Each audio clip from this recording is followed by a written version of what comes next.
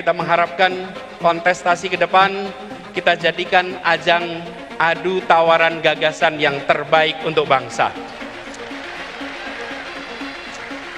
Gini, kalau tantangannya adalah adu lari pagi keliling Indonesia, saya kalah dah.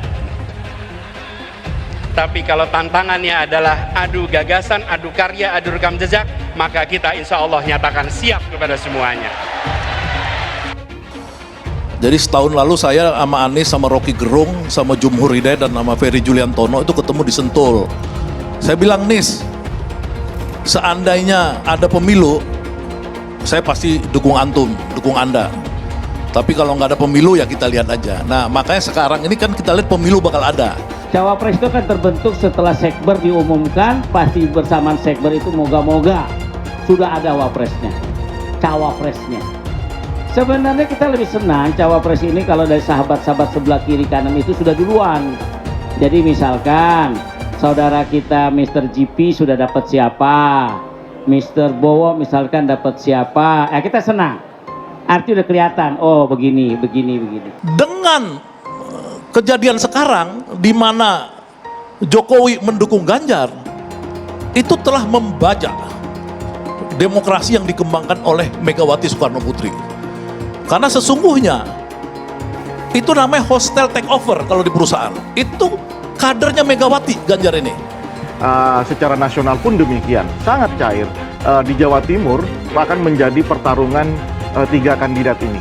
Bahwa meskipun Ganjar ini sudah sangat kuat di baseline-nya di wilayah Matraman dan lain-lain gitu ya, tentu harus terus berhati-hati karena bagaimanapun Anies Baswedan dan Prabowo Subianto itu juga sanggup nanti akan mencuri atau memakan atau grab wilayah Ganjar Pranowo. Tapi kalau Ganjar bisa memaksimalkan misalnya wilayah-wilayah Madura, penuh kepada Mas Anies sebagai baca pres untuk menentukan pasangannya, cawapresnya sendiri.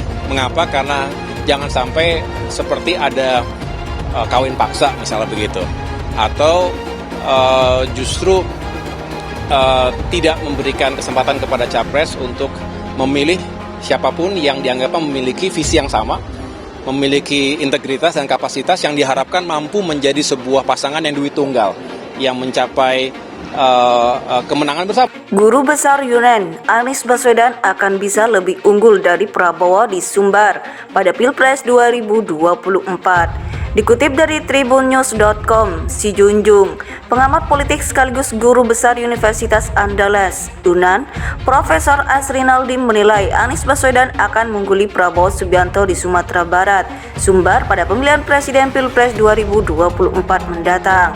Hal itu diungkapkannya kepada tribunpadang.com, Minggu 21 Mei 2023. Asrinaldi menyebut karakter pemilih Sumbar meliputi bagaimana konteks religiusitas dengan Islam, pragmatisme dan rasionalitas masyarakat Minangkabau akan mempengaruhi kepada pilihannya.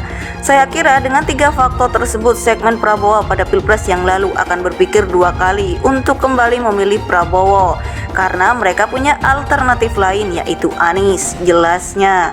Menurutnya, sosok Prabowo dan Anies tidak jauh berbeda, tetapi bedanya ada pada konteks harapan politik yang mereka bangun kepada dua bakal calon presiden tersebut.